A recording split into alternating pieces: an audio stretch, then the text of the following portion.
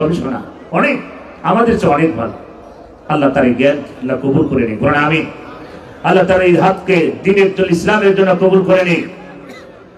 আজকের মাহফিলের প্রধান অতিথি শৈখুল মাশায়েখ, সাবেক সংসদ সদস্য, আপনাদের অভিভাবক জনাব এম আকবর আলী সাহেব, আল্লাহ তার এই গোলামকে সুস্থতা দান করুক। সবাই বলেন আমিন। কি আপনাদের ওনাদের সাথে রাগ আছে নাকি? তা আমিন শব্দ জোরে বললেন না কেন? উনি সুস্থ হলে আপনাদের কোনো ক্ষতি আছে? উনি সুস্থতা পেয়ে আমাদের মাঝে ফিরে আসুক। বলেন আমিন। আজকের মাহফিলের প্রধান মেহমান আপনারা তো চেনেন, মাটির মানুষের নেতা, আমার ভালোবাসার মানুষ, যিনি কান্ডারি হতে যাচ্ছেন।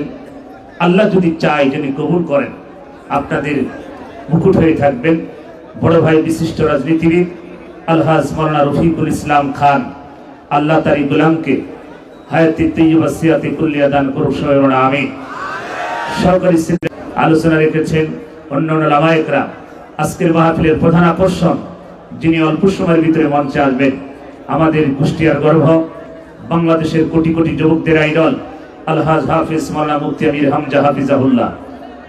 আল্লাহ তার গোলামকে সুস্থতা দান করুক। সবাই বলেন আমিন। মঞ্চে বসে আছেন জাতির শ্রেষ্ঠ সন্তান ওরাসাতুল আম্বিয়া নাইবে রাসূল, সম্মানিত পরিচালক, সামনে বসা দিনদার ইমানদার কোরআন প্রেমী তাওহীদি জনতা, থেকে থাকলে বিভিন্ন পেশাজীবী চাকরিজীবী শ্রমিকজীবী ভাইরা, আরো থেকে থাকলে সরকারি গোয়েন্দা বিভাগের প্রশাসন ভাইরা, জাতির বিবেক সাংবাদিক ভাইরা দিয়ে দিলেন, কোরআনের হক কথা পরিবেশ করে দিলেন। সে মহান আল্লাহ পাকের দরবারে শুকরিয়া। জবান ছেড়ে চিৎকার দিয়ে বলি আলহামদুলিল্লাহ।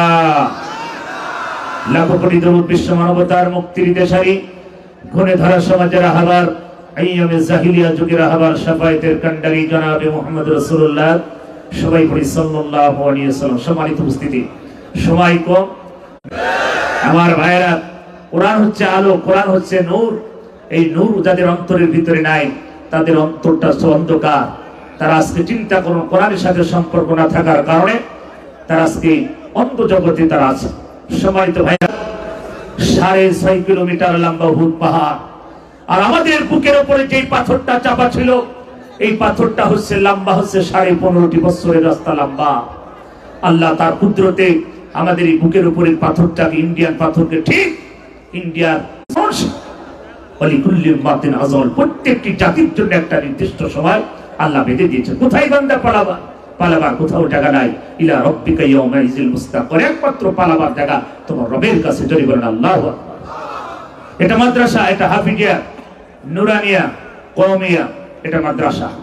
মানুষ গড়ার ফ্যাক্টরি নাম হচ্ছে মাদ্রাসা। আদর্শবান সন্তান তৈরি